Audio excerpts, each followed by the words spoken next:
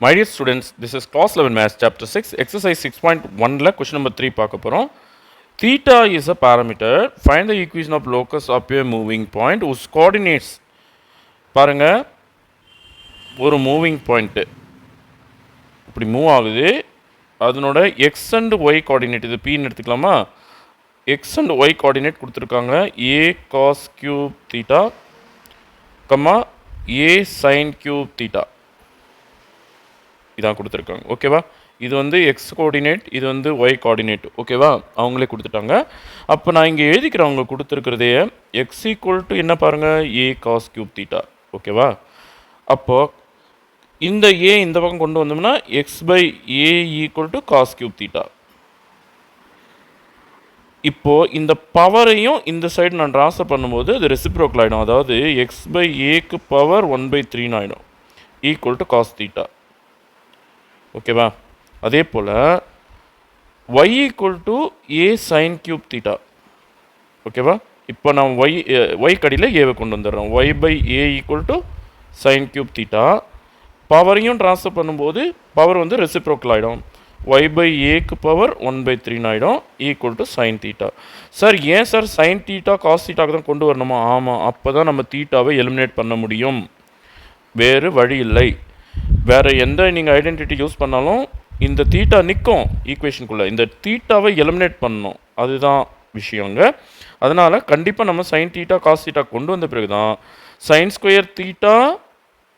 plus cos square theta equal to 1 அப்படிங்கிற இந்த identity நம்ம யூஸ் பண்ண முடியும் ஓகேவா இப்போது இங்கேயே பாருங்கள் இப்போ காஸ் ஸ்கொயர் தீட்டா அப்படின்னு போட்ட உடனே இந்த பவருக்கு இன்னும் பவர் வந்துடும் அதாவது எக்ஸ் பை ஏக்கு பவர் 1/3 ஏற்கனவே அதுக்கு பவர் 2 புரியுதுங்களா அதே போல் சைன் ஸ்கொயர் தீட்டா அப்படின்னு போட்ட உடனே இந்த பவருக்கு இன்னும் பவர் ஸ்கொயர் வந்துடும் ஓகேவா ஒய் பை ஏ அதுக்கு பவர் 1/3 அதுக்கு பவர் 2 புரியுதாப்பா அப்போது நம்ம சைன் ஸ்கொயர் தீட்டா யார் sine square theta equal to y by a power 2/3 பவருக்கு பவர் வந்ததுன்னா என்ன பண்ணுவோம் மல்டிப்ளை பண்ணுவோம் அப்போ 2/3 ஓகேவா சரி இந்த பவரை நான் செப்பரேட்டாக எழுதிக்கிறேன் ரெண்டுத்துக்கும் நியூமரேட்டர் டினாமினேட்டர் ரெண்டுத்துக்கும் போட்டுக்கிறேன் அப்போது y பவர் 2/3 a பவர் 2/3 ஓகேவா அதே போல் இங்கே பாருங்கள் cos square theta equal to X by A பாருங்கள் பவருக்கு பவர் வந்து என்ன பண்ணுவோம் 2/3 மல்டிப்ளை பண்ணிக்குவோம் 2 into 1/3 2/3 தானே அப்போ cos square theta equal to X power 2/3 by A power 2/3 ஓகேவா இப்போ இந்த ஐடென்டிட்டி யூஸ் பண்ணலாமா sin square theta plus cos square theta equal to இந்த இடத்துல நமக்கு கிடைச்ச ஆன்சர் பாருங்கள் Y power 2/3 by a power 2/3 plus cos square theta பதிலாக x power 2/3 by a power 2/3 பாருங்கள் டினாமினேட்டர் ரெண்டும் சேம் இல்லையா அப்போது இந்த பக்கம் 1 போட்டுக்கலாமா அதாவது sine square theta plus cos square தீட்டாக்கு வேல்யூ என்ன 1 ஈக்குவல் டு இப்போ எக்ஸினுடைய வேல்யூ முன்னாடி போட்டுக்கலாமா அதாவது எக்ஸ் வந்து சீனியர் இல்லையா